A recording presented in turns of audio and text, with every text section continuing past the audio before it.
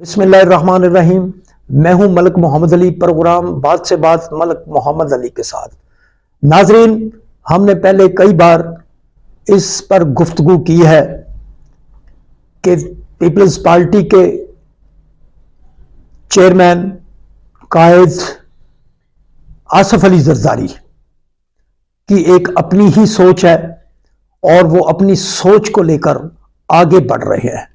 और उस सोच में अगर मुस्लिम लीग नून का नुकसान होता है तो उसको इससे कोई गर्ज नहीं, मौलाना फजलुर रहमान का नुकसान होता है तो उससे इससे कोई गर्ज नहीं। अब उन्होंने खुलकर कह दिया है, वो पहले भी कहते थे कि मैं अपनी जिंदगी में अपने बेटे बिलावल भुट्टो जरदारी को पाकिस्तान का वजीर आजम बनता देखना चाहता हूं। और उनकी ये ख्वाहिश बार बार सामने आती रही और अब तो उन्होंने खुलकर कह दिया है कि अगर शहबाज शरीफ किसी वजह से आउट होते हैं तो सिंध के डोमिसाइल वाला वजीर आजम पाकिस्तान बनेगा। अब ये तो आने वाला वक्त ही बताएगा कि किस सतह पर आकर बिलावल भुट्टो वजीर आजम बनेगा। ये तो सबको पता है कि पंजाब के अंदर तो पीपल्स पार्टी ना होने के बराबर रह गई है। केपीके में जरदारी ने कुछ मेहनत की है और खासतौर पर बलूचिस्तान में भी उन्होंने काफी मेहनत की है और सिंध को तो वो अपना समझते हैं। इन हालात में पंजाब के अंदर तो कोई ऐसी सूरत नजर नहीं आती कि बहुत बड़ी तादाद MNAs की पीपल्स पार्टी के हिस्से में आएगी, लेकिन आसिफ जरदारी ये समझते हैं कि सिंध में वो वाज़े अक्सरियत हासिल करेंगे MNAs की भी, और बलूचिस्तान पर उनका बहुत फोकस है कि वो ज्यादा सीटें निकालना चाहते हैं।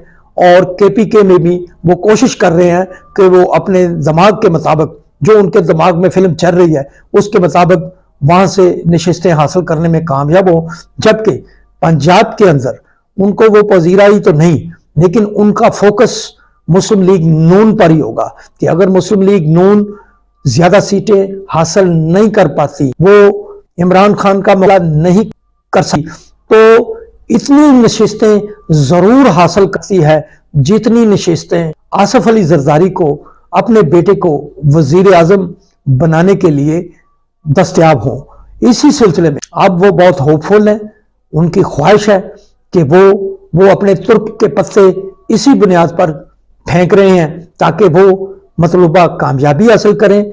और पिछले दिनों उनके अशारे भी मिले हैं, मुस्बत अशारे हैं कि डायलॉग का सिलसिला शुरू हो, वो ऐसे गेम खेल रहे हैं कि उसकी गेम कामयाब हो, वो सिंध में कामयाबी हासिल करें, KPK में कुछ सीटें ले जाएं और बलूचिस्तान में तो वो ज्यादा सीटें ले जाने का प्लान कर चुके हैं। और पंजाब के अंदर उसकी नजरें फिर मुस्लिम लीग नून पर होंगी कि मुस्लिम लीग नून जिसने गुज़श्ता इलेक्शन में 80 के करीब नशिस्तें हासिल की थी, वो अगर सुकड़ जाती है, वो उतनी नशिस्तें हासिल नहीं कर सकती। अगर वो 50-60 के दरमियान नशिस्तें हासिल करती है, 45 नशिस्तें हासिल करती है या जितनी नशिस्तें हासिल करती है, तो आसिफ अली जरदारी ज्यादा नशिस्तें दूसरे सूबों से लेकर मुस्लिम लीग नून की उन नशिस्तों को साथ मिलाकर अपने बेटे को वजीर आजम बना सके। क्योंकि इन हालात में मुस्लिम लीग नून सुकड़ गई है, मुस्लिम लीग नून इतनी जीती नजर नहीं आ रही।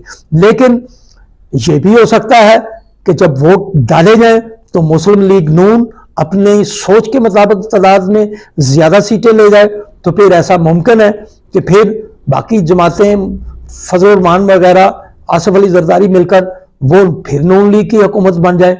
लेकिन ये तो आने वाला वक्त बताएगा कि क्या होता है। लेकिन हम समझते हैं कि आसिफ अली जरदारी जो चाल खेल रहे हैं वो बड़े धीमे धीमे आगे बढ़ते जा रहे हैं और उसने बड़े टेक्निकल अंदाज में मुस्लिम लीग नून को चित किया है। मुस्लिम लीग नून को काफी हद तक, अगर मुस्तकबिल में कभी कोई बात होगी तो देखा जाएगा कि जरदारी ने भी अपने टेक्निकल अंदाज में मुस्लिम लीग नून को बहुत ज्यादा नुकसान पहुंचाया है और उसने अपने अगले पिछले तमाम बदले ले लिए हैं। अब भी अगर وہ اگر زیادہ سیٹیں جیتتا ہے دوسرے صوبوں سے تو مسلم لیگ نون کو تحریک انصاف سے ڈرائے گا، عمران خان سے ڈرائے گا اور اپنے ساتھ میں لائے گا۔